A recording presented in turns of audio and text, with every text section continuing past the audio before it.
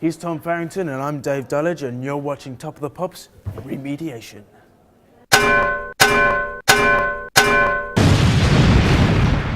Today we'll be looking at songs through history that have been remixed in other songs later on in time. But first, the chart. Number 1 this week is a new entry to the chart with Chuck Berry with Sweet Little 16. Let's listen to that now. Music.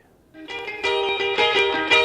everybody had an ocean across the USA, then everybody'd be served. That was great, wasn't it? What's that? It was the wrong song? I'm sorry, it sounded so similar I didn't realise. Let's listen to the real version now. They're really rocking in Boston, Pittsburgh, PA, deep in the heart of Texas, around the Frisco Bay, all over St. Louis. Wasn't that brilliant?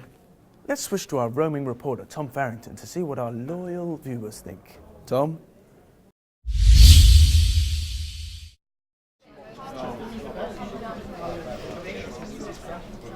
What do you think participation is in music these days?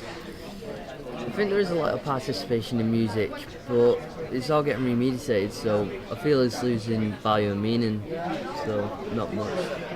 Well, don't you think that consumers who remix music feel that they may be participating in the future of music? No, I don't feel that because there's not enough creativity, so would you class that as participation? There was a quote by Francesca Pasquale. Social media makes it possible for ongoing dialogue between authors and readers to have a connection. But if you look at the music industry now, there's hardly any connection, so less participation. Interesting. Back to you, Dave. That was an interesting view on media convergence. Second in the chart this week is AC/DC with Back in Black. Play that funky music, white boy.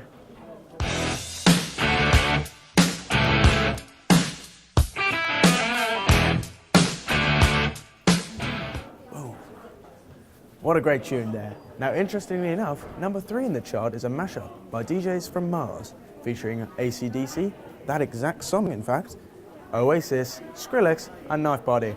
Let's listen to that now. Today's gonna be the day that they're gonna throw it back to you. By now you should have somehow realized what you gotta do. That was great as well.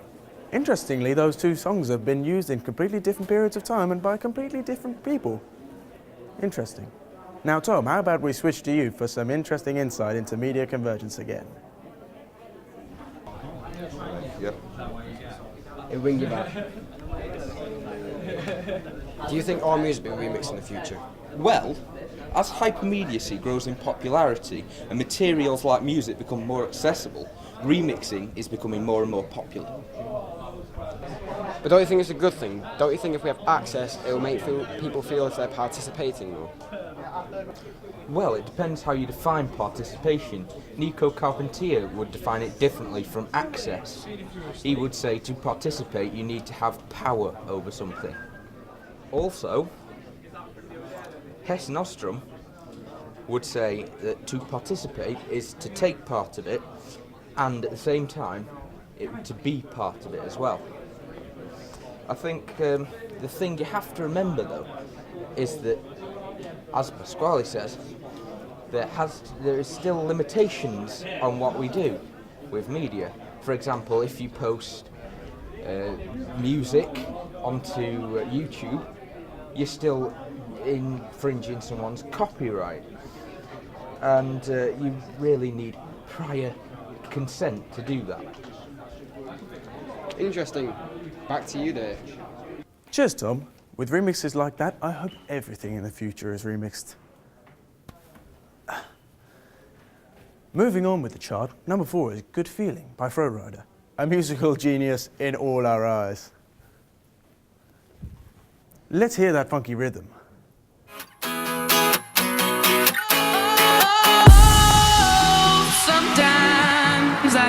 Whoa, whoa, whoa, whoa, whoa. One of my favourite songs of all time is Avicii with Levels. And I know Avicii with Levels when I hear it. Hit it! Sometimes I get a good feeling, yeah. Get a feeling that I never had before. I get a good feeling,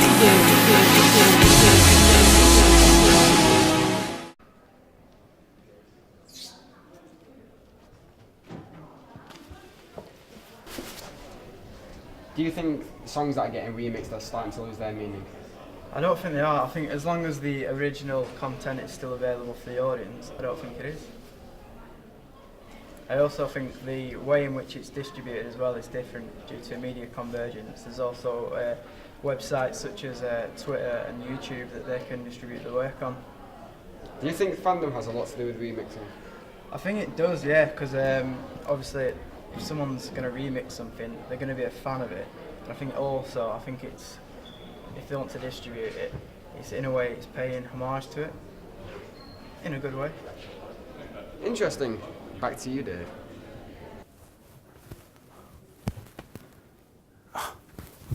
Sorry about that.